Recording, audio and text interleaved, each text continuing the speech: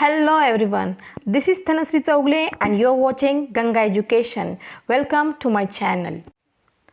The title of video itself suggests that we are going to discuss regarding Maharashtra Common Entrance Test for LLB 3 years course for 2020. In this video, we will discuss in detail regarding to the eligibility criteria for this examination, how to register online, what will be the syllabus for this exam, what is the pattern of the examination and other detailed provisions. This video will be in Marathi and English language, so stay tuned.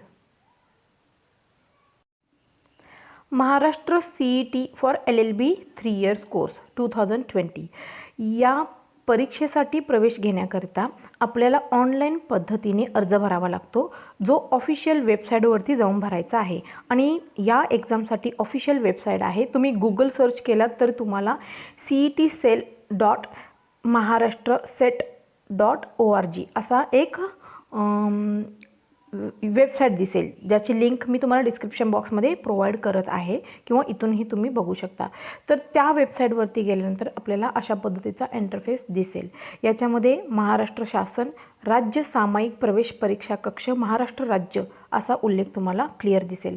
यामध्ये या वेबसाईटवरती खूप साऱ्या exams आहेत, ज्या म्हणजे post graduation कोर्ससाठी, under graduation कोर्ससाठी. तर त्याच्यासाठी CET एक्झाम कंडक्ट करणे, याच्यासाठी आपण इकडे येऊन अर्ज करू शकतो. तर आपल्याला रिलेवंट गोष्ट आहे ते आपण बघू. या वेबसाईटचा असा इंटरफेस आहे. याच्यामध्ये नोटिफिकेशन येत असतात, जसं हा ब्लू लाईन दिसत आहेत त्या नोटिफिकेशन आहेत, म्हणजे आपली एक्झाम पोस्टपोन झाली का, हॉल तिकीट आले का, या सर्व गोष्टी, रिझल्ट कधी डिक्लेअर होईल याच्या संदर्भात असे लेटेस्ट नोटिफिकेशन इथे अपडेट होत असतात. आता आपण लॉसाठी जो आपल्याला गरजेची आहे लिंक, ती आहे अंडर ग्रॅज्युएट कोर्स MH म्हणजे महाराष्ट्र LLB 3 इयर्स CET 2020. इथे क्लिक केल्यानंतर तुम्हाला एक असा इंटरफेस दिसेल. त्याच्यामध्ये तुम्हाला ऑनलाईन सिस्टीमद्वारे तुम्ही काही इन्फॉर्मेशन मिळवू शकता. या सर्व गोष्टी इथे मेन्शन केलेल्या आहेत. Tips for filing Maharashtra LLB 3 years CET 2020 online application form. ह्याच्यामध्ये ऑनलाईन ॲप्लिकेशन फॉर्म कसा भरायचा आहे याच्या संदर्भात इन्फॉर्मेशन दिलेली आहे, ती आपण डिटेल पुढच्या व्हिडिओमध्ये डिस्कस करू.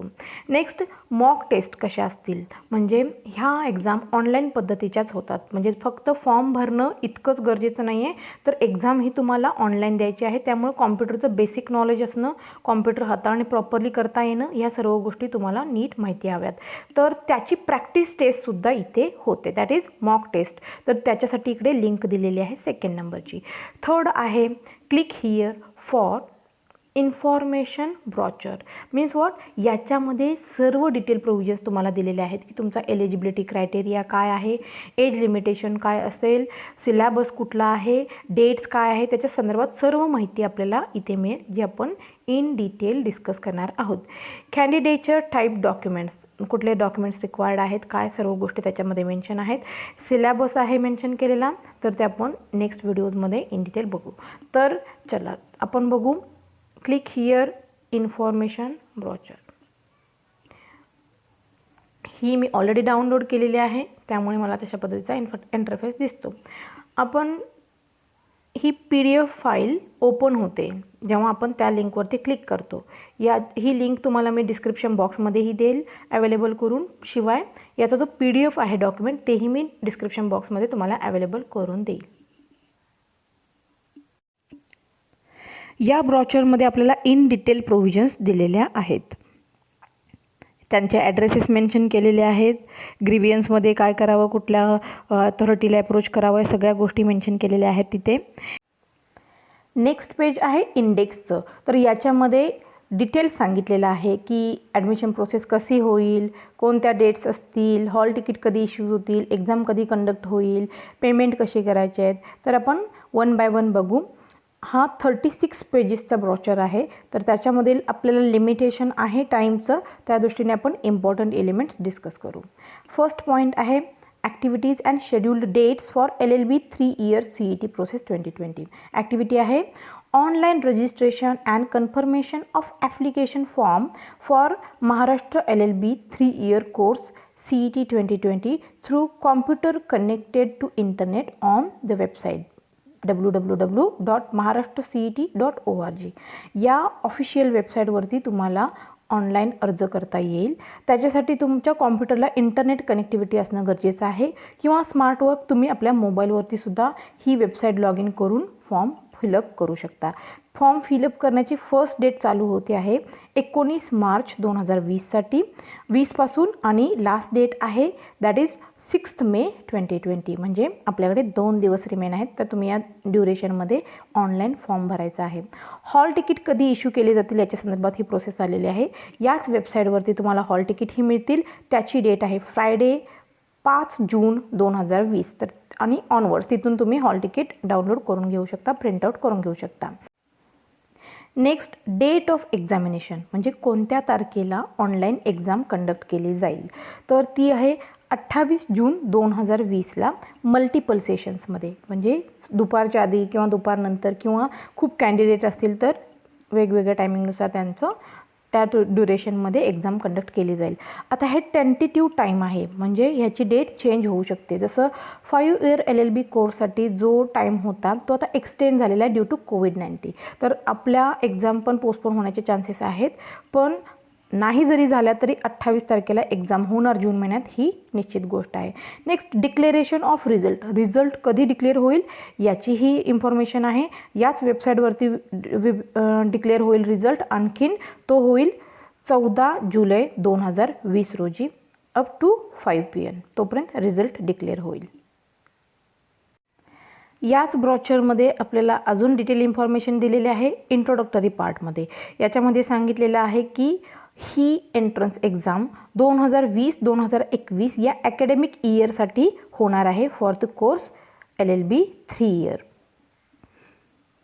कोणत्या कोणत्या कॉलेजेसला ॲडमिशन मिळेल याच्या संदर्भामध्ये लिस्ट मेन्शन केलेली आहे की जे गव्हर्मेंट कॉलेजेस आहेत, गव्हर्मेंट एडेड कॉलेजेस आहेत किंवा नॉन एडेड कॉलेजेस आहेत ज्याच्यामध्ये LLB कोर्स रन केला जातो. तर त्या कॉलेजेससाठी इथे इन्फॉर्मेशन दिलेली आहे की यांच्यासाठी ही एंट्रन्स एक्झाम कंडक्ट केली जाईल महाराष्ट्रामध्ये सिच्युएटेड असणाऱ्या युनिव्हर्सिटीजसाठी. कॉम्पिटंट अथॉरिटी कुठली असेल ह्याच्या संदर्भात मेन्शन केलेलं आहे. नेक्स्ट आहे eligibility for appearing to Maharashtra LLB 3 years degree course CET 2020. याच्यामध्ये कॅन्डिडेटकडे काय एलिजिबिलिटी असली पाहिजे तर तो भारतीय व्यक्ती असला पाहिजे असं सांगितलेलं आहे. Candidate should be an Indian national along with the following educational qualification. Indian आणि त्याला क्वालिफिकेशन क्रायटेरिया याच्यात मेन्शन केलेलं आहे एज्युकेशनल क्वालिफिकेशन या हेडमध्ये. एज्युकेशनल क्वालिफिकेशन ह्या हेडमध्ये आपल्याला बऱ्याच गोष्टी दिसायला मिळतील. महाराष्ट्रीयन युनिव्हर्सिटीज, नॅशनल युनिव्हर्सिटीज आणि फॉरेन युनिव्हर्सिटीज जे आपण रिकग्नाइज करतो, आपलं इंडिया रिकग्नाइज करते, अशा युनिव्हर्सिटीमधून ग्रॅज्युएशन पास असलं पाहिजे with minimum 45% marks in aggregate. In aggregate means फक्त लास्ट इयरचे नसून 3 वर्षाचे ग्रॅज्युएशन लेवलला तुमची कोणतीही स्ट्रीम असो तर 3 वर्षाचे मार्क एकत्र केल्यानंतर 45% मार्क्स होतील ॲटलिस्ट मिनिमम अशी व्यक्ती ॲडमिशन घेऊ शकते. This mark criteria is for the open category and for SC and ST this criteria is 40% marks, minimum 40% marks. And for VJNT, SBC, OBC category, minimum 42% marks required in that examination. Next पॉईंटमध्ये हे mention केलेलं आहे की तुम्ही in case distance लर्निंगनी किंवा correspondence मेथडनी जरी graduation complete केलं असाल तरीही तुम्ही एलिजिबल असाल ही एंट्रन्स एक्झाम देण्यासाठी. इन डिटेल प्रोव्हिजन्स वाचून घेणे. 10+2+3 दिस इज द क्रायटेरिया. मीन्स 10वी 12वी आणि ग्रॅज्युएशन हा क्रायटेरिया कंपल्सरी इकडे फॉलो केला जाईल. तीच व्यक्ती महाराष्ट्र CET फॉर लॉसाठी अप्लाय करू शकते. 10+12+3 हा क्रायटेरिया का दिला? कारण बरेच लोक 12वीची एक्झाम मीन्स HSCची एक्झाम पास न करता ग्रॅज्युएशन ही डिग्री मिळवू शकतात थ्रू ओपन युनिव्हर्सिटीज. तर त्या व्यक्तींना या एक्झामसाठी एलिजिबल राहता येणार नाही. नेक्स्ट पॉईंटमध्ये सांगितलेलं आहे की ज्यांनी 12th ची एक्झाम पास केल्यानंतर जर ग्रॅज्युएशन कंप्लीट केलं असेल थ्रू ओपन युनिव्हर्सिटीज तरी ते एलिजिबल असतील. पण काही लोक ग्रॅज्युएशन किंवा पोस्ट ग्रॅज्युएशन झाल्यानंतर ओपन युनिव्हर्सिटी थ्रू जर 12th एक्झाम देत असतील तर ते नॉन सिक्वेन्शियल पर्पजमुळे म्हणजे त्यांनी एका प्रॉपर सिक्वेन्समध्ये एज्युकेशन न घेतल्यामुळे त्यांना ह्या एंट्रन्स एक्झामसाठी एलिजिबल राहता येणार नाही. ते 5 इयर्स कोर्ससाठी अप्लाय करू शकतात on the ground of 12th examination. Minute provisions येथे मेन्शन केलेले आहेत. 12+ हा क्रायटेरिया काय इम्पॉर्टंट आहे हेही मेन्शन केलेलं आहे. अगेन लास्ट पॉईंटमध्ये सांगितलेलं आहे की जर विलफुली कोणी रॉंग इन्फॉर्मेशन दिली असेल रिगार्डिंग टू देअर क्वालिफिकेशन तर त्यांच्यावरती लिगल ॲक्शन घेण्यात येतील, कॉन्सिक्वेन्सेसला सफर करावं लागेल. So true information are expected. Maharashtra सोडून बाकीच्या स्टेटमधून जर कोणी विद्यार्थी एंट्रन्स एक्झामला अपियर होण्याची इच्छा ठेवत असतील तर त्यांना ओपन कॅटेगरीनुसार कन्सिडर केलं जाईल. त्यांना त्यांच्या कास्टचे बेनिफिट इकडे मिळणार नाही. ते बेनिफिट त्यांना रिस्पेक्टिव्ह त्यांच्या स्टेटमध्ये मिळत असतात. जेव्हा त्यांना महाराष्ट्रात अप्लाय करायचं आहे तेव्हा त्यांचे कास्टचे बेनिफिट नसतात मिळत. त्यांना ओपन कॅटेगरीमधूनच फॉर्म भरावा लागेल. एज क्रायटेरिया इम्पॉर्टंट थिंग आहे. सध्या तरी no upper age limitations are given. म्हणजे अपर एज लिमिटेशन म्हणजे मॅक्स टू मॅक्स किती एज असावं अशी काही लिमिट नाही आहे. ते असेल 30 वर्ष for open categories, 35 years to SC ST categories. तर त्याची आपण नोंद घेतली पाहिजे. 1 जुलै 2020पर्यंत जर तुमचं असं एज असेल तर तुम्हाला त्याच्यावरती लिमिटेशन येऊ शकतं जर तसा ज्ञाननिवाडा झाला तर. नेक्स्ट पॉईंट आहे एक्झाम शेड्यूल म्हणजे एक्झाम कधी कंडक्ट केली जाईल याच्या संदर्भात डेट मेन्शन केलेली आहे 28 जून 2020. ऑनलाईन मोडनी तुमची एक्झाम होईल. मल्टिपल सेशनमध्ये मे बी महाराष्ट्रामध्येच महाराष्ट्र स्टेटमध्येच ते सेंटर असतील किंवा रिक्वायर्ड असेल तर अदर स्टेटमध्ये सुद्धा या एक्झाम घेतल्या जातील. सेंटर मेन्शन केले जातील त्याच्यानुसार. शिवाय हा व्हेन्यू किंवा टाईम सोडून इतर ठिकाणी तुमची एक्झाम कंडक्ट करण्यासाठी तुम्ही रिक्वेस्ट करू शकणार नाही. जेही काही हॉल तिकीटमध्ये मेन्शन असेल त्याच शेड्यूलनुसार तुमची एक्झाम घेतली जाईल. That is scheduled. नेक्स्ट आहे examination fees for LLB CET examination. Open कॅटेगरीसाठी आहे 800 रुपये आणि त्याच्यामध्ये इन्फॉर्मेशन दिलेली आहे. आउटसाईड महाराष्ट्र स्टेट असतील तर कोणत्याही कॅटेगरीचे असले तरी त्यांना ओपन म्हणूनच कन्सिडर केलं जाईल आणि त्यांना 800 रुपये पे करायचं आहे. आणि ही पे करण्याची तारीख आहे 19 मार्चपासून ते 6 मे 2020 मिडनाईटपर्यंत. नेक्स्ट आहे category SC ST VJ DT NT NT type B, NT to second type C and NTD type किंवा OBC SBC SEBC या कॅटेगरीजसाठी 600 रुपये ही एक्झाम फीज राहणार आहे. सेम डेट आहे वेनसडे 6 मे 2020 मिडनाईटपर्यंत तुम्हाला पे करावे लागेल. Now let's discuss what is the procedure for online application. Okay, म्हणजे पहिल्यांदा तुम्हाला ऑनलाईन ॲप्लिकेशनच करावं लागेल. इतर मोड जसं तुम्ही रजिस्टर्ड पोस्टनी किंवा कुरिअरनी जर पाठवू इच्छिता तर ते ॲक्सेप्ट केलं जाणार नाही. त्यामुळे तुम्हाला ऑनलाईन पद्धतीनंच फॉर्म भरावायचा आहे. त्याची प्रोसिजर पॉईंट 6मध्ये मेन्शन केलेली आहे. Important points to be noted before registration. Before applying online, applicant should means candidate should download the information brochure and read it carefully. जे आपण मगापासून वाचतोय ते इन डिटेल तुम्हाला वाचायचं आहे. एकही पॉईंट स्किप न करता आणि त्यामध्ये मेन्शन केलेल्या क्रायटेरियानुसार तुम्ही जर फिट असाल तर तुम्ही ऑनलाईन रजिस्ट्रेशन करू शकता असं सांगितलेलं आहे. Next, scan their photographs and signature ensuring that both the photographs and signature adhered to the required specification as given under the guideline for the photograph and signature scan and upload. म्हणजे तुमचा photo आणखीन signature त्याचाही photo काढावा लागेल तुम्हाला किंवा scan करावा लागेल. राईट, आयदर तुम्ही मोबाईलने सुद्धा करू शकता किंवा स्कॅनर असेल तर वेल अँड गुड. त्याच्यानुसार जो त्याच्यासाठी दिलेला बॉक्स आहे त्या बॉक्समध्येच तुम्हाला ते अपलोड करायचे आहेत. त्याचा जी इमेज साईज असली पाहिजे ती त्यानुसारच स्पेसिफिकली असली पाहिजे, मगच ते तुम्ही अपलोड करू शकता. शिवाय तुमचा एक व्हॅलिड ईमेल आय डी आणखीन मोबाईल नंबर असायला हवा, ज्याचा पासवर्ड आणि email I D mobile number सगळं तुमच्याकडे नोटेड असलं पाहिजे आणि एक्झामिनेशन प्रोसेस पूर्ण कंप्लीट होईपर्यंत ते वर्किंगमध्ये असला पाहिजे. जर तुम्ही पासवर्ड विसरलात, तुम्हाला ॲक्सेस नाही करता आला तर तो तुमचा लॉस होऊ शकतो. सो इट्स बेटर की तुम्ही ते नोट डाऊन करून घ्या.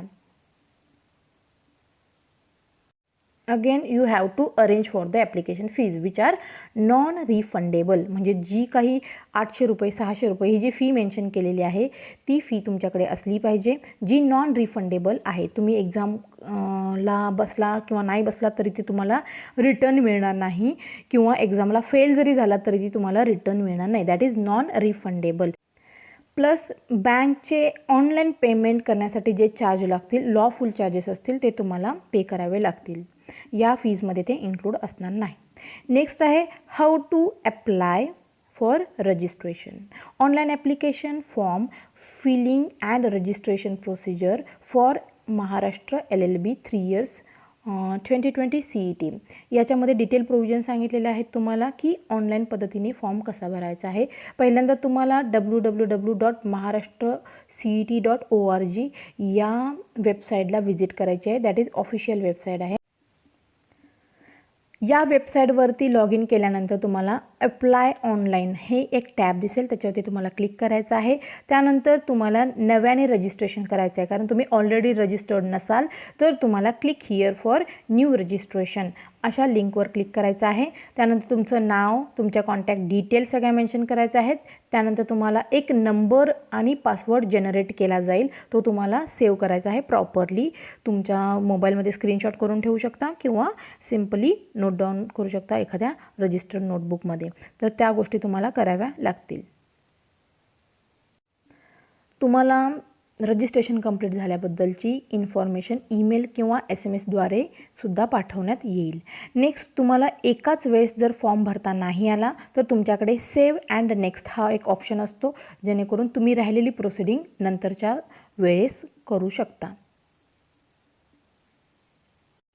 सर्व इन्फॉर्मेशन तुम्हाला केअरफुली भरायची आहे, कारण एकदा तुम्ही फायनली सबमिट केला तर तुम्हाला त्याच्यामध्ये चेंजेस करता येणार नाहीत. नेक्स्ट आहे प्रोसिजर. जे तुमचं नाव SSC किंवा HSC या सर्टिफिकेटवरती मेन्शन असतं तेच नाव तुम्हाला इकडे भरायचं आहे विदाऊट एनी स्पेलिंग मिस्टेक्स. परत तुम्ही फॉर्म भरून झाल्यानंतर, इन्फॉर्मेशन भरून झाल्यानंतर validate your details and save and next या बटनवरती क्लिक केल्यानंतर तो तुमचा फॉर्म फुल्ली सबमिट केला जाईल. त्यानंतर तुम्हाला नेक्स्ट पेजवरती केलं जाईल. त्याच्यामध्ये तुम्हाला फोटो आणखीन सिग्नेचर जो क्रायटेरिया मेन्शन केलेला आहे त्याच्यानुसार अपलोड करण्याचा आहे. Before final submission you can modify your details. जर का गरजेचं वाटत असेल तर तुम्ही ते मॉडिफाय करू शकता. आणि व्हेरीफाय केल्यानंतर तुम्ही फायनल सबमिट ह्या बटनवरती क्लिक केल्यानंतर तुमचा form full and finally submit केला जाईल. मग पेमेंट बटनवरती तुम्हाला क्लिक करायचं आहे, आणखीन सबमिट करायचं आहे. Click on submit button after payment has been made. Next आहे पेमेंट ऑफ एक्झामिनेशन फी. तर याच्या संदर्भामध्ये पेमेंटच्या काय प्रोसिजर आहे ते इकडे मेन्शन केलेलं आहे. ओके, ऑनलाईन पेमेंट करण्याच्या प्रोसेस येथे सांगितलेल्या आहेत. तुम्ही कोणत्याही माध्यमातून इंटरनेट बँकिंगच्या थ्रू किंवा डेबिट कार्ड, रुपे, विजा, मास्टरकार्ड या कोणत्याही माध्यमातून तुम्ही ऑनलाईन पेमेंट करू शकता. आणखीन ऑनलाईन पेमेंट केल्यानंतर प्रोसेस कंप्लीट होईपर्यंत तुम्हाला वेट करायचं आहे. रिफ्रेश करणे किंवा बॅक जाणे यासारख्या मिस्टेक टाळा, नाहीतर मग डबल चार्जेस पे करावे लागतील. ते सक्सेसफुल पेमेंट होणार नाही. इन केस त्याच्यानंतर तुम्हाला रिसिप्ट जनरेट केली जाईल, जी तुम्ही प्रिंटआउट करून ठेवायची आहे, तुमच्या सेल्फसाठी सेव्ह करून ठेवायची आहे. त्यानंतर इन केस पेमेंट जर फेल आलं, म्हणजे पेमेंट झालेलं नसेल, तर रिसिप्ट तुम्हाला जनरेट होणार नाही. तर तुम्हाला पेमेंट फेल्युअर झाल्यानंतर तुम्हाला परत तुमच्या रजिस्ट्रेशन नंबरनुसार लॉग इन करावं लागेल आणि ह्या सर्व प्रोसिडिंग, पेमेंट रिलेटेड सर्व प्रोसिडिंग कराव्या लागतील. आणखी तुम्हाला पेमेंट करता येऊ शकेल. प्लस तुम्हाला जेही काही ऑनलाईन ॲप्लिकेशन पेमेंट रेसिप्ट किंवा हॉल तिकीट जे आहे ते तुम्ही काय करायचं आहे, प्रिंटआउट करून सेव्ह करणं तुमच्यासाठी गरजेचं आहे, कारण पुढच्या स्टेपसाठी या सर्व गोष्टी आवश्यक असतील. तुम्हाला तुमचं ॲप्लिकेशन आहे ते जर तुमच्याकडून लॉस झालं असेल तर तुम्हाला त्याचे ड्यू चार्जेस देऊन ते मिळू शकतं, पण हॉल तिकीट मिळणार नाही याची खबरदारी घ्यावी. त्यामुळे त्याची सेफ कस्टडी असणं हे खूप रिक्वायर्ड आहे. नेक्स्ट पॉईंट आहे guideline for photograph and signature scan and upload. म्हणजे आपला फोटो कसा असावा, सिग्नेचर किती साईजची असावी या संदर्भामध्ये याच्यामध्ये गाईडलाईन देण्यात पहिल्यांदा सांगितलेलं आहे की recent passport size colour photo तुमचा असला पाहिजे. त्याच्या इमेज साईज इथं मेन्शन केलेल्या आहेत, कशा पद्धतीनं तो क्रॉप करायचा याच्या संदर्भात सगळ्या प्रोव्हिजन्स इथे देण्यात आलेल्या आहेत. इमेज साईज इकडे आहे 20 KB to 50 KB मध्येच तो असला पाहिजे. नेक्स्ट सिग्नेचरच्या संदर्भामध्ये सुद्धा तुम्हाला इन्फॉर्मेशन प्रोव्हाइड केलेली आहे जी 10 KB to 20 KB संदर्भात असेल. एका रिडिंगमध्ये समजतील अशा सोप्या प्रोव्हिजन्स आहेत, त्यामुळे मी इन डिटेल तुम्हाला डिस्कस करत नाही आहे. त्याची साईज काय असावी किंवा काय ह्या सगळ्या गोष्टी सांगितलेल्या आहेत. Scanning the photograph and signature ह्याच्या संदर्भात सांगितलं की किती रिझोल्युशन असलं पाहिजे ते स्कॅन करताना, जेणेकरून त्याचे पिक्सेल इमेजेस खराब होणार नाहीत. त्याच्यानुसार procedure for uploading the photograph and signature, म्हणजे कुठे क्लिक केल्यानंतर काय प्रोसिडिंग होईल, अपलोड कधी करायचं, ह्या सर्व मेन्शन केलेल्या आहे तिकडे. Download the hall ticket. ना हॉल तिकीट डाउनलोड करण्यासाठी आपल्याला www.maharashtra.cet.org याच वेबसाईटवरती जायचं आहे. तुम्हाला हॉल तिकीट जनरेट झाल्याची नोटिफिकेशन येईल. तुम्हाला तुमचा रिस्पेक्टिव्ह नंबर आहे, पासवर्ड आहे, तो लॉग इन करून बरोबर त्याच्यानुसार हॉल तिकीट इश्यू केलं जाईल. ते तुम्ही प्रिंटआउट करून घेऊ शकता. हॉल तिकीट पहिल्यांदाच डिटेलमध्ये वाचणं गरजेचं असतं, ज्याच्यावरती एक्झामच्या रिलेटेड सगळ्या इन्फॉर्मेशन दिलेल्या असतात की कोणत्या कलरचे पेन घेऊन जायचं, कुठल्या टाईपचे एक्झामिनेशन असेल, या संदर्भामध्ये सर्व डिटेल हॉल तिकीटवरती मेन्शन असतं. आता ही ऑनलाईन एक्झाम आहे, तरी पण रफ पेपरवर तुम्ही कॅरी करू शकता, पेन कॅरी करू शकता, जेणेकरून तुम्हाला काही इन्फॉर्मेशन लिहिणं गरजेचं वाटत असेल तर लिहिता येऊ शकतं त्याच्यावरती. तर हॉल तिकीट इश्यू झाल्यानंतर ते तुम्ही इन डिटेल वाचून घेणं गरजेचं आहे. आयडेंटिटी व्हेरिफिकेशन भरपूर इम्पॉर्टंट आहे, म्हणजे एक्झाम देणारी व्यक्ती तुम्हीच आहात का हे तिथं चेक केलं जातं. आणि त्याच्यासाठी तुमचा पॅन कार्ड, आधार कार्ड, जी काही लिस्ट दिलेली आहे आयडेंटिटी कार्डसोबत कॅरी करण्याची, तर ती लिस्ट तुम्ही बघून घेणं आणि ती स्वतःसोबत कॅरी करणं. आणखीन मेक शुअर तुमच्याकडं तेच आयडेंटिटी कार्ड असेल ज्याच्यावरती तुमचं नाव सेम जे एक्झामिनेशन देण्यासाठी जे हॉल तिकीट जनरेट झालेलं आहे त्याच्यावरची आणि तुमच्या आयडेंटिटी कार्डवरचं नाव सिमिलर असणं गरजेचं आहे. आफ्टर मॅरेज नाव चेंज झालं असेल तर तुम्हाला त्या पद्धतीचे प्रूफ लागतील, त्यामुळे त्याही सर्व गोष्टी कन्सिडर करायच्या. आधार कार्डवरती तुमचं नाव चेंज असेल, आणखीन हॉल तिकीटवरती नाव चेंज असेल तर तुम्हाला लग्नानंतर ते नाव चेंज झालेलं आहे याच्यासाठी मॅरेज सर्टिफिकेट द्यावं लागेल, किंवा तुम्हाला ऑफिशियल गॅझेटमध्ये तसं चेंज केलं असेल तर तेही तुम्हाला आयडेंटिटी प्रूफ सोबत ठेवावं लागेल. शिवाय कलर झेरॉक्स काढणं दॅट इज नॉट व्हॅलिड. तुम्ही जर तुमच्या आयडेंटिटी कार्डचं झेरॉक्स करून लॅमिनेट करून जर ते आयडेंटिटी कार्ड देत असाल तर ते that is not acceptable. So proper identification तुमचं झालं तरच तुम्ही एक्झामिनेशनला अपियर होऊ शकता. नेक्स्ट आहे कॅन्डिडेट्स रिपोर्टिंग लेट. जर तुम्ही उशिरा जात असाल व्हेन्यूवरती तरी काय कॉन्सिक्वेन्सेस होतील याच्या संदर्भात माहिती दिलेली आहे पॉईंट नंबर 9 मध्ये. एक्झाममध्ये लेट पोहोचत असाल तर तुम्हाला एक्झामला अपियर होऊ दिलं जाणार नाही. शिवाय तुम्हाला 180 मिनिट्स एक्झाम सुरू होण्याच्या आधी तुम्हाला तिथे पोहोचणं गरजेचं आहे, ज्या ड्युरेशनमध्ये तुमचं verification, collection of various requisite documents, logging in ह्या सर्व गोष्टी करून घेतल्या जातील आणि मग एक्झाम टाईम ॲक्युरेटली सुरू होईल as per the scheduled. Next आहे टेस्ट सेंटर फॉर CET. कोणत्या सेंटर्सवरती टेस्ट घेतली जातील. ओके, टेस्ट सेंटर्स म्हणजे ज्या व्हेन्यूवरती आपले एक्झाम घेतले जातील ते व्हेन्यूजचं लोकेशन असेल. फॉर एक्झाम्पल मुंबई हे जर तुमचं सेंटर असेल तर मुंबई या एका सेंटरवरती 5-6 व्हेन्यूजवरती म्हणजे 5-6 कॉलेजेसवरती किंवा जिथं संगणकांची सुविधा आहे अशा सेंटरवरती तुमचे एक्झामिनेशन घेता येईल. म्हणजे महाराष्ट्र किंवा महाराष्ट्र सोडून इतर स्टेटमध्ये जर तुमचे सेंटर असतील तर त्या सेंटरवरती व्हेरियस व्हेन्यूजवरती तुमचं ऑनलाईन एक्झामिनेशन कंडक्ट केली जाईल. शिवाय तुम्हाला व्हेन्यू चॉईस करण्याची पहिल्यांदाच परमिशन दिलेली असते, ते तुम्ही तुमच्या चॉईसने टाकू शकता. पण ते राईट्स रिझर्वड केलेले असतात या अथॉरिटीकडे. तुम्ही तुमच्या सांगितलेल्या व्हेन्यूवरती तुम्हाला प्रायोरिटी दिली जाते, पण तिथे जर कॅन्डिडेचर कमी असेल तर तुमचा नंबर त्या व्हेन्यूवर न टाकता इतर व्हेन्यूवरती सुद्धा टाकता येऊ शकतो, जो तुमच्या हॉल तिकीटमध्ये मेन्शन केला जाईल. आणि तुम्ही त्या व्हेन्यूवरती स्वतःच्या सेल्फ एक्सपेन्सेसने आणखीन स्वतःच्या जबाबदारीनं पोचायचं आहे. कुठल्या लॉसेससाठी ही अथॉरिटी रिस्पॉन्सिबल असणार नाही आहे किंवा तुम्हाला कुठल्याही पद्धतीचे एक्सपेन्सेस दिले जाणार नाही आहेत. आणि तुम्हाला हॉल तिकीटमध्ये मेन्शन केलेला व्हेन्यू चेंजही करून मिळणार नाही. जर तुम्हाला हॉल तिकीटमध्ये एखादा व्हेन्यू मेन्शन केला असेल आणि काही सर्कमस्टन्सेसमध्ये काही अशा सिच्युएशनमध्ये जर व्हेन्यू चेंज झाला तर त्याच्या संदर्भात तुम्हाला नोटिफिकेशन दिलं जाईल. आणखीन त्या व्हेन्यूवरती तुम्हाला एक्झामिनेशन द्यावी लागेल. याच्या संदर्भामध्ये डिटेल प्रोव्हिजन्स मेन्शन केलेल्या आहेत इकडे. नेक्स्ट आहे सिलेबस अँड मार्किंग स्कीम, म्हणजे कोणता सिलेबस असेल आणि त्याला किती मार्क्स अलॉट केले जातील याच्या संदर्भात डिस्कशन. नेक्स्ट पॉईंट आहे first legal aptitude and legal reasoning. Number of questions असतील 30. एका क्वेश्चनला 1 मार्क्स दिला जाईल. टोटल 30 मार्कांसाठी या पॉईंटवरती क्वेश्चन विचारले जातील. नेक्स्ट आहे general knowledge with current affairs. 40 question असतील, प्रत्येकी 1 मार्क 40 मार्कांसाठी असेल. नेक्स्ट आहे logical and analytical reasoning, that is for 30 marks, 30 questions, each question for 1 marks. Next आहे इंग्लिश, 50 क्वेश्चन असतील, प्रत्येकी 1 मार्क असेल आणि 50 मार्कांसाठी ते विचारले जाईल. टोटल तुम्हाला 150 क्वेश्चन विचारले जातील, पर क्वेश्चन 1 मार्क असेल आणि टोटल एक्झामिनेशन 150 मार्क्ससाठी कंडक्ट केली जाईल. नेक्स्ट सांगितलेलं आहे की याच्यामध्ये ऑब्जेक्टिव्ह मल्टिपल चॉईस क्वेश्चन विचारले जातील विथ 4 ऑप्शन. त्यातला जो बरोबर ऑप्शन आहे त्याच्यावरती तुम्हाला क्लिक करायचं आहे. निगेटिव्ह मार्किंग असणार नाही आहे. टाईम ड्युरेशन असेल 2 hours, that is 120 minutes. English आणि मराठी या दोन्ही लँग्वेजेसमध्ये तुम्हाला क्वेश्चन विचारले जातील.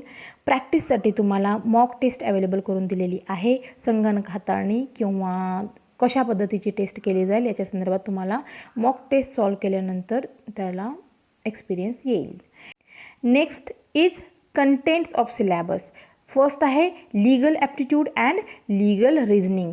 दिस subject will test candidates interest towards the study of law, legal aptitude and problem solving ability. म्हणजे कॅन्डिडेट्सचा लॉच्याकडे बघण्याचा, लॉच्या स्टडी करण्याचा पर्पज याच्यातून दिसून येईल. लीगल ॲप्टिट्यूड आणि प्रॉब्लेम सॉल्विंग ॲबिलिटीवर आधारित क्वेश्चन विचारले जातील. Questions will be framed with the help of legal propositions and a set of facts to which the said propositions have to be applied. Some propositions may not be true in the real sense. Candidate will have to assume truth of these propositions and answer the questions drawing well supported conclusion means what की जे proposition आहे ते काल्पनिकही असू शकतं, real असणार नाही आहे, पण ते कॅन्डिडेट्सनी अज्युम करून चालायचं की ते रिअल आहे आणि त्याच्यानुसार आपलं त्याच्यावरती प्रॉपर रिझनिंग द्यायचं आहे, आणखीन आन्सर द्यायचे आहेत. That is a syllabus in detail for legal aptitude and legal reasoning. Next आहे general knowledge with current affairs. The topic such as history, geography, general science, economics, civics and the current affairs of the past 1 year. म्हणजे current affairs मागच्या 1 वर्षाच्या ड्युरेशनमधलं तुम्हाला विचारलं जाईल. History, geography यासारख्या विषयांवरती तुम्हाला जनरली क्वेश्चन पुट केले जातील. नेक्स्ट आहे logical and analytical reasoning. The subject is to test the candidates ability to identify the patterns, logical links and ratifying illogical arguments. म्हणजे याच्यामध्ये आपल्या ॲबिलिटीज, रिझनिंग म्हणजे काय असतं, आपल्या ॲबिलिटीजवरती क्वेश्चन विचारले जातात. तसं पॅटर्न किंवा लॉजिकल रिंग्स ह्याच्यामध्ये कुठली गोष्ट लॉजिकली बनलेली नाही आहे ते गेस करणं, या सर्व गोष्टी बेसिक जसं आपण बुद्धिमत्तेच्या एक्झामिनेशन दिलेल्या असतात त्याच पद्धतीने या एक्झामिनेशन असतं. त्याच्यामध्ये त्याच्या संदर्भात डिटेल प्रोव्हिजन्स आहेत, तुम्ही वाचून एका रिडिंगमध्येही समजू शकेल. Next English. इंग्लिशवरती तुम्हाला सिनोनिम्स, अँटोनिम्स याच्यावरती क्वेश्चन असतील, आयडम्स, फ्रेजेस याच्यावर असतील, वन वन वर्ड सबस्टिट्यूशन म्हणजे एका वाक्याला एका वर्डमध्ये तुम्ही काय सबस्टिट्यूट करू शकाल याच्या संदर्भामध्ये असेल, किंवा फिल इन द ब्लँक्स म्हणजे द किंवा एचा ॲनचा उपयोग यासारखे फिल इन द ब्लँकसाठी सुद्धा विचारलं जाऊ शकेल. कॉमन एरर्स कुठले असतील तर स्पॉटिंग ऑफ एन एरर, या सर्व गोष्टी इंग्लिशमध्ये तुम्हाला डिटेलमध्ये विचारल्या जातील. बेसिक असतं आपल्याला 10वी-12वीपर्यंत जे इंग्लिश आपण केलेलं असतं त्याच्यावरतीच आधारित त्याच्यामध्ये क्वेश्चन विचारले जातात. Next is guideline for persons with disabilities using the scribe. जे पर्सन्स आहेत डिसॅबिलिटीसाठी त्यांच्यासाठी पर्टिक्युलर गाईडलाईन दिलेले आहेत की त्यांनी कुठल्या पद्धतीने स्क्राईबचा उपयोग करून त्यांचे प्रॉब्लेम आहेत ते सॉर्ट आउट करू शकतात. ते तुम्ही गो थ्रू व्हा त्याच्या थ्रू. नेक्स्ट आहे the details of the applicability of scribe and extra time for various types of disabilities are given in following tables. म्हणजे स्क्राईब्स कुठे कुठे अवेलेबल आहेत, एक्स्ट्रा टाईम किती दिलं जाईल याच्यासाठी आहे. म्हणजे हिअरिंग डिसॅबिलिटी असेल किंवा इतर फिजिकल डिसॅबिलिटीसाठी असेल तर त्यांच्यासाठी डिटेल प्रोव्हिजन्स इकडे आहेत. Action against candidates found guilty of misconduct use of unfair means. तुम्ही जर कॉपी करत असाल किंवा ज्या गोष्टी एक्झामिनेशन सेंटरवरती न्यायच्या नाहीत त्या नेत असाल तर तुम्हाला कॉन्सिक्वेन्सेसला फेस करावं लागेल. त्याच्या संदर्भात इथे प्रोव्हिजन्स आहेत. CET टेस्ट इन्फॉर्मेशन याच्या संदर्भामधील माहिती, सर्व माहिती तुम्हाला जसं मी सांगितलं की तुम्ही या वेबसाईटवरती गेल्यानंतर तुम्हाला कुठे क्लिक केल्यानंतर काय माहिती मिळेल या संदर्भात सगळ्या इकडे माहिती आहे, तर ते तुम्ही डिटेल वाचू शकता. नेक्स्ट आहे online examination. Details of online examination pattern. Online examination होते ऑन कॉम्प्युटर. इंग्लिश आणि मराठी दोन्ही लँग्वेजमध्ये क्वेश्चन विचारले जातील. तुम्ही सेव्ह अँड नेक्स्ट बटनवर क्लिक करून तुमचा आन्सर फायनलाइज करू शकता किंवा mark for review and next असंही तुम्ही करू शकता. जे अनसॉल्व्ड आहेत त्यांचं जसं कलर आहेत ते डिफरंट दिसतात, राईट. इकडे तो मेन्शन केलेला आहे. तुम्ही सक्सेसफुली कुठलं आन्सर दिलेलं आहे, नॉट सॉल्व्ड कुठले आहेत, solved but for kept for review, unsolved कुठलं असेल तर ह्याच्या संदर्भामध्ये तुम्हाला ते दिलेले आहेत. तर ते तुम्हाला एका साईडला स्क्रीनच्या दिसून येतील. तर त्या क्वेश्चनवरती तुम्ही क्लिक करून रिथिंकिंग करून आन्सर देऊ शकता किंवा ज्या क्वेश्चनचं आन्सर दिलेलं नाही आहे तेही तुम्हाला क्वेश्चन तिथे डिस्प्ले होईल आणि तुम्ही त्याचा आन्सर देता येऊ शकता. टाईम लिमिटेशन असतं, सो फटाफट सगळ्या गोष्टी करावायच्या असतात. सेव्ह अँड नेक्स्ट किंवा कुठल्या प्रोसिडिंग आहेत ते मॉक टेस्टचं तुम्ही सॉल्व्ह केलात तर तुम्हाला त्या सर्व गोष्टींची प्रॉपर आयडिया येते. त्याच्या संदर्भातच इकडे इन्फॉर्मेशन आहे. एक ही गोष्ट यांनी नाही सोडलेली आहे ज्याच्यामध्ये तुम्हाला काही डिफिकल्टीज येतील. जर तुम्ही डिटेलमध्ये वाचलात तर तुम्हाला सगळ्या डिफिकल्टीजचे जेही काही क्वेश्चन तुम्हाला पडतील त्याचे आन्सर इथं आहे. मी इन शॉर्ट तुम्हाला या सर्व गोष्टी सांगत आहे. नेक्स्ट आहे candidate to note the following things carefully. कोणत्या गोष्टींची केअरफुली इन्फॉर्मेशन आपल्याला असणं गरजेचं आहे, वाचणं गरजेचं आहे ह्या संदर्भात माहिती आहे. Candidates will not be allowed to finally submit unless they have exhausted the actual test time. जोपर्यंत त्यांचं टायमिंग संपत नाही तोपर्यंत फायनली सबमिट होत नाही. Under no circumstances should a candidate click on any of the keyboard's keys once the examination starts, as this will lock the examination. म्हणजे तुम्हाला examination start झाल्यानंतर कुठल्याही कीबोर्डवरती तुम्हाला कुठल्याही कीज क्लिक करायच्या नाहीत, माऊसनीच तुम्हाला क्लिक करायचं आहे. तुम्ही लॉग इन करेपर्यंत तुम्हाला कीबोर्डचा वापर असतो. त्यानंतर तुम्हाला माऊसच्या सहाय्यानेच नेक्स्ट क्वेश्चन किंवा आन्सरसाठी तुम्ही प्रॉपर क्वेश्चनच्या ठिकाणी क्लिक करायचं आहे. सो कीबोर्डचा यूज नसेल. जनरल इन्स्ट्रक्शन आहेत, एकदा वाचून घ्याल सगळ्या, त्यामुळे तुम्हाला प्रॉपर माहिती मिळून जाईल त्याच्या संदर्भामध्ये.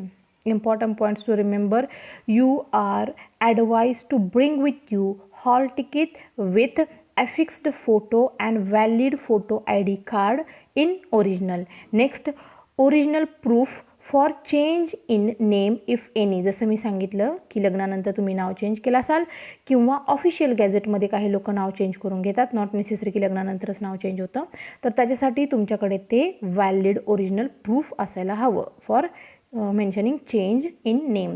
Next, 1 ball point pen. तुम्हाला पेन ही असणं गरजेचं आहे. तिथं फॉर्मॅलिटीज, तुम्ही अटेंडन्स होता, या सर्व गोष्टी मेन्शन करण्यासाठी किंवा तुम्हाला रफ वर्क करण्यासाठी सुद्धा जर गरजेचं असेल तर तुम्ही घेऊन जाऊ शकता. नेक्स्ट आहे अदर गाईडलाईन्स, त्याच्या संदर्भामध्ये सांगितलेल्या आहेत. पोस्ट CET प्रोसेस म्हणजे तुम्ही CET एक्झाम दिल्यानंतर रिझल्ट त्याचा डिक्लेअर होईल आणि त्याच्या संदर्भात काहीही इन्फॉर्मेशन असेल ती तुम्हाला www.maharashtra.cet.org या वेबसाईटवरती मिळेल. कॉलेजच्या संदर्भामध्ये सर्व डिटेल्स तुम्हाला तिथे मिळतील. कोणतं कॉलेज चॉईस करायचं काय ह्या संदर्भामध्ये तुम्हाला तिथे प्रोसिजर कंप्लीट करावे लागतील. त्यानंतर डिक्लेरेशन फॉर्म संदर्भामध्ये तुम्ही इन्फॉर्मेशन वाचून घ्याल स्वतः. तर डिक्लेरेशन फॉर्म करायचा आहे तुम्हाला अशा पद्धतीनेच, कॅन्डिडेट सिग्नेचर वगैरे.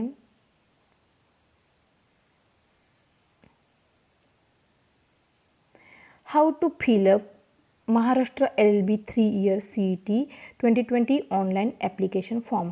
स्टेप बाय स्टेप तुम्हाला सांगितलेल्या आहे. याच्यामध्ये पहिल्यांदा वेबसाईटला व्हिजिट करायचं, click on a link Maharashtra LLB 3 year CET. त्यानंतर go to the form filling site, click here for new registration. तुमचं रजिस्ट्रेशन केलं जाईल.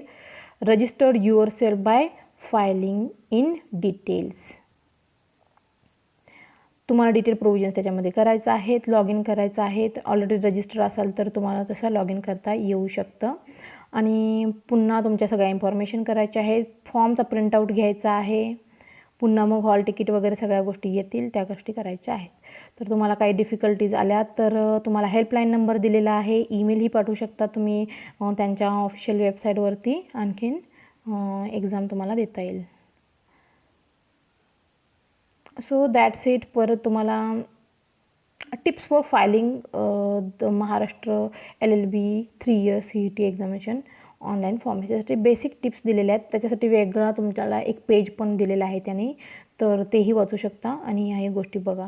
तुमच्याकडे सगळे डॉक्युमेंट असले पाहिजेत, प्रॉपर ID असला पाहिजे, फोटो सिग्नेचरच्या संदर्भामध्ये नीट सगळ्या इन्फॉर्मेशन असल्या पाहिजेत.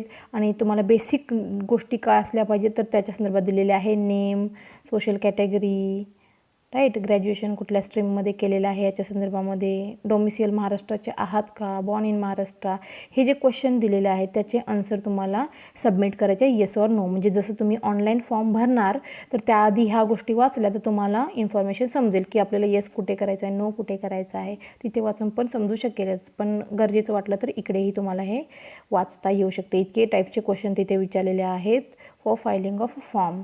आणि त्यानंतर तुम्ही करू शकता. नेक्स्ट, एज्युकेशनल क्वालिफिकेशन, कुठल्या स्ट्रीममध्ये किती, मॅक्सिमम मिनिमम सगळ्या गोष्टी इथं दिलेल्या आहेत. That's it. That is email ID. तुम्ही ह्याच्यावरती ईमेलसुद्धा करू शकता. That's it for today's video. या व्हिडिओतून तुम्हाला प्रोव्हिजन समजल्या आहेत की तुम्हाला ऑनलाईन पद्धतीने फॉर्म कसा भरावायचा आहे, एक्झामचं स्वरूप काय असेल, सिलॅबस काय असेल, एक्झाम कशी होईल आणि निगेटिव्ह मार्किंग आहेत की नाही या संदर्भामध्ये जेवढी इन्फॉर्मेशन देता येईल तेवढे मी दिले. याची PDF फाईल मी डिस्क्रिप्शन बॉक्समध्ये अटॅच करत आहे. ऑफिशियल वेबसाईटची लिंकसुद्धा मी डिस्क्रिप्शन बॉक्समध्ये अटॅच करेल. नोटिफिकेशन येऊन बरेच दिवस झालेले आहेत. क्लोजिंग डेट जवळच आहे. पण हायली डिमांडेड व्हिडिओ होता हा, की याच्यावरती तुम्ही एक व्हिडिओ बनवावा म्हणून मी बनवलेला आहे. 12th वाल्यांसाठी सुद्धा मी बनवेल की जे 12th नंतर 5 year कोर्ससाठी ॲडमिशन घेऊ इच्छितात. पण त्याचे जेव्हा नोटिफिकेशन येतील तेव्हा मी बनवेल. यावर्षीचं नोटिफिकेशन येऊन गेलेलं आहे. त्याचं नोटिफिकेशन येताच मी त्याच्या संदर्भामध्ये सुद्धा एक व्हिडिओ अपलोड करेल.